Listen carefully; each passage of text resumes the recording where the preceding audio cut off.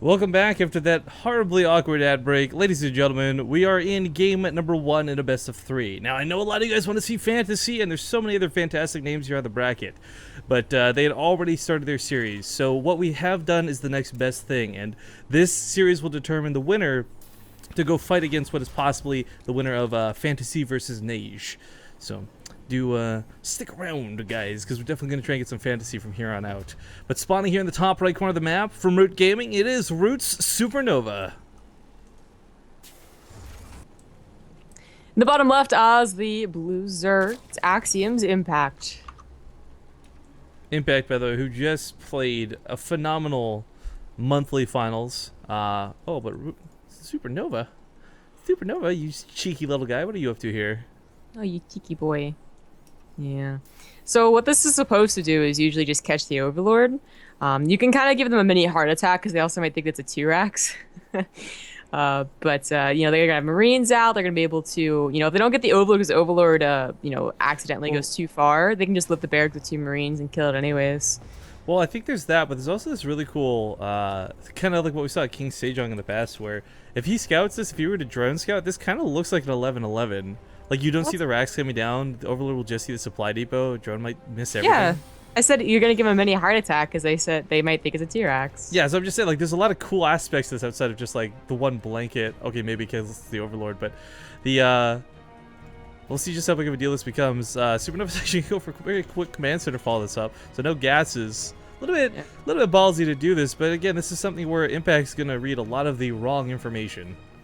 Well, because Impact isn't just scouting the top of the ramp, it's no longer the case he's going to get the 2 racks. Now, of course, he's going to lose this Overlord, maybe not to this one Marine, but to the second one plus the racks lift, and that's cool. That's already a good lead for SuperNova. Unfortunately, by opening like this, of course, this means you don't have a Reaper.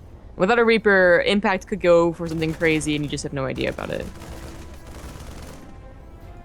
I mean, sniping off an Overlord in the early game is always a big deal. It's not only a supply block, which is incredibly annoying as a Zerg player, but that 100 minerals, not something you want to replace, especially when you're making 2 queens at a time. Yeah. Maybe thinking that he wasn't going to lose that Overlord? I know, he snuck back with like 5 health, and it's like, oh, the Marines left me alone, I'm good. Yeah, just because he didn't start another Overlord. It's like, you good, until bro? It actually died. I don't know.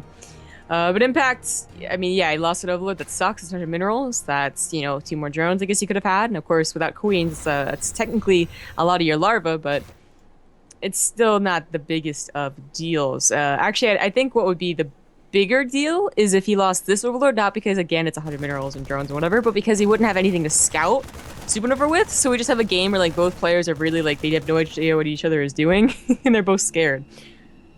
But he doesn't lose it, so... I mean, so here's the thing I really like about watching SuperNova just in general. We kind of joke around with players like Ruff or Lily Canine, who will also play like weirder openings or will do things like this barracks build. But SuperNova, he's like the guy who's got the macro game behind it. He doesn't rely on cheese. He doesn't rely on the early game like just being this all-in or nothing type deal. Even though we've seen those games get played out, everyone has at some point. But the one thing I am really worried about is, I sort of referenced that... the monthly finals when we started the game, and I didn't really build off of that because don't forget, guys, Impact versus SuperNova played off in a best of 5 in the semifinals, and Impact had SuperNova's number every step of the way. Yeah, I forgot about that. So I think one of the big things was like even something minor as that Overlord game sniped off right there. I mean, that's just seeing a completely different series than what we saw for the monthly finals. Impact going up to a fast Muta build. It's looking at here, and that's gonna counter SuperNova's build pretty nice. SuperNova is not gonna be able to do a whole lot with the Hellion Banshee, and if he follows it up with Mech, that's even worse. I mean, yeah, you can get a Thor out, and if you scout this, you can have enough turrets to hold on. It just makes it life a lot more difficult. Yeah, it's only if you see this in time, and that's kind of the big part of it, but oftentimes when you go Hellion Banshee, you don't go further than the natural. You don't really get to the main to see that spire, and that's... Yeah. That's gonna suck. If by some grace of God he goes for a scan, he catches this coming, whatever. I mean, that's when you get the Thor out early. That's when you get missile turrets down in time. Because here's the abruptness that is this series. Like, okay, the Banshees, the Hellions actually don't do that much. Middle of spawn, and then the Terran player taps out. Like, that's just how it goes. Well, SuperNova scouted a few things that would tell him that something is Oh, he's up, gonna and dive actually past the the Hellions Queens. gonna get in here.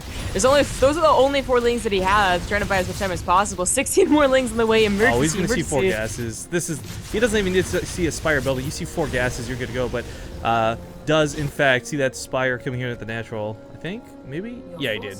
Yeah, I mean, even if he didn't, he saw no Evo Chambers, no third, and Yeah, a look at Failing that. Nest, which is Yeah. pretty, like, it's pretty obvious what he's gonna do. Oh, And he's in actually fact, double engineering base. So he's gonna go yeah, he's bio. gonna go for bio. He has that stim on the way as well. So I thought maybe he could have reacted to the scout and go bio, but I think that stim started just before the Hellions ran in. So he Oh. wasn't gonna get blindsided by this.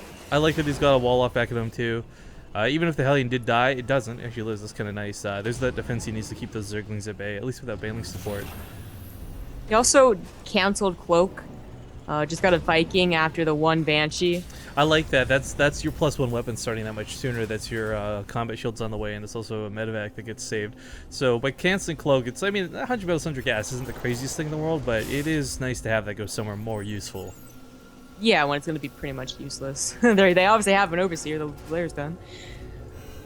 So while Impact doesn't really great, this isn't the best build opener for him. Against Mech, even if it doesn't do a lot of SCV damage, at least it controls the map really well, and of course you can go into Swarm Host or anything else you want to behind that. Against Bio, you don't have the same economy that you would. They're still going to hit their same 12-minute timing, and you're going to have Mutas, which used to be very good at buying time. Not so much anymore. I mean, Impact is really, really great with his mutas, but he has shown that he doesn't really know how to play the mid game. That's what I got when I saw the finals against Center. Yeah, Center. So definitely would have preferred for him to get an early start somewhere. I mean, killing a Banshee doesn't really count. Well, it's still nice to pick that off, though. That makes your Banelings a lot more viable as a follow-up. But hold the phone, is actually ranged weapon upgrades coming into effect here. No, cancels it. Mistake. Okay, yeah. Yeah. I thought maybe we're gonna see like the Snoot Swarmo style for a moment. Got a little excited. It was weird because he also got a Roach Warren, and maybe he was afraid of a Hellbat Banshee, and maybe the mutas wouldn't be able to take care of it fast enough. I'm not sure. Why get it? But No mistake out of Impact, losing that Overseer.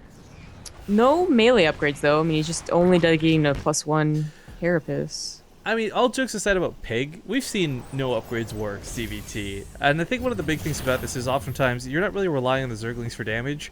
If anything, Zerglings just hold the army in place so the Banelings can connect, and Banelings don't really need that many upgrades. Of course, upgrades are always better when you can have them, but with that Evolution Chamber coming in so late, obviously can't quite go for it just yet. It's one of those things that if you're in a desperate situation, you can get away with not getting, but... Yeah. Probably shouldn't think of it as a build or anything like that. And Impact is kind of in a desperate situation. He has enough gas to get this though. That's a lot of Marines. It's not gas that he's low on. It's minerals. Yeah, it's usually the other way around. A bit odd to see, but this attack coming towards the third, it's really scary. These muses actually can't go perform that counterattack that normally would happen in the back end of this. Needs everything to try and hold the defense. There are some Banelings. The speed is done. As long as he doesn't fight on creep, SuperNova should be okay. But there's a nice Mutalisk. Ooh, shot does go off of those Widow Mines. And some decent splitting going on here, but those medevacs should probably get out of here alive. Do get out of here alive. Yeah.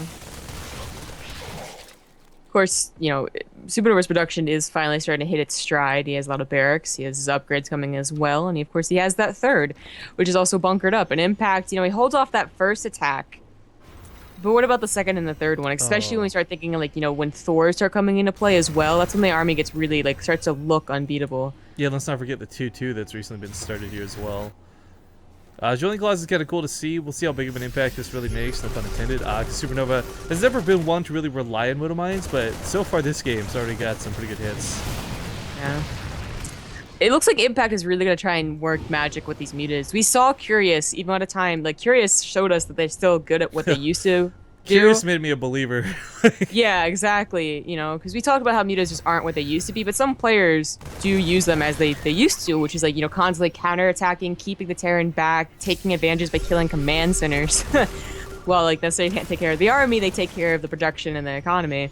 And Impact looking like he's really just going to try and depend on those. I mean, he's up to 17. He's about to be up to, 17 actually is where he stopped. Which isn't, really, really big yet. And there actually is a drop in the main that they have to go clean up.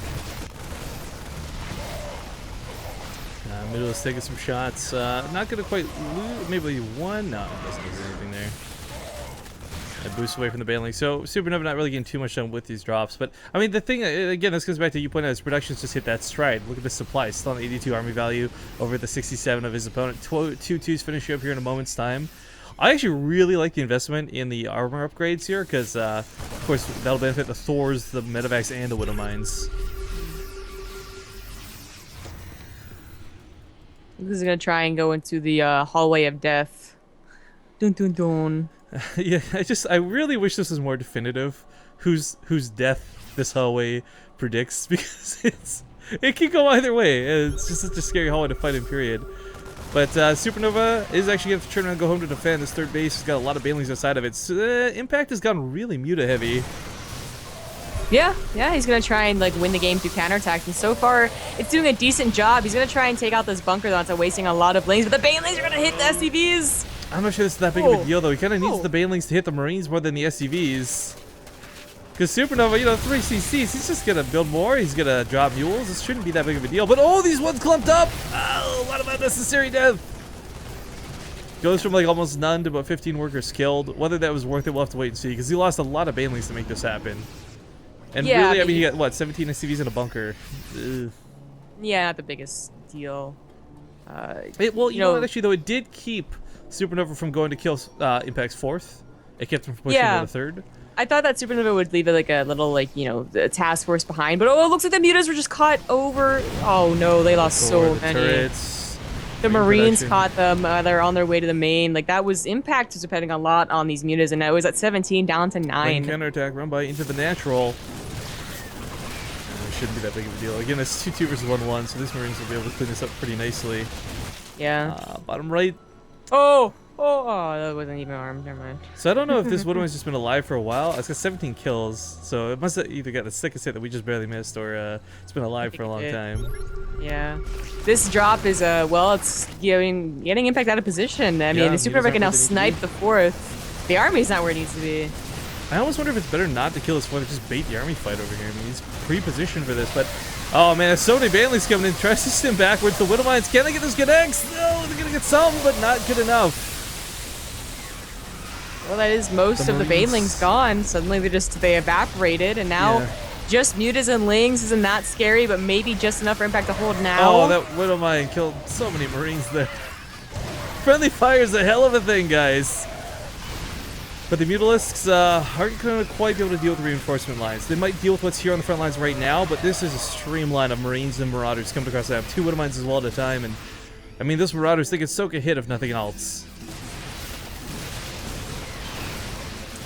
No Banelings in here. He's just going to try and swamp as many Lings as possible. And I think I'll give SuperNova just like a breather here. He doesn't need to like let up on the aggression, but just consolidate, then push again. Because he is kind of dwindling out, but never mind, not going to matter. All the Beatles go down, so does Impact. GG's called, and SuperNova takes game number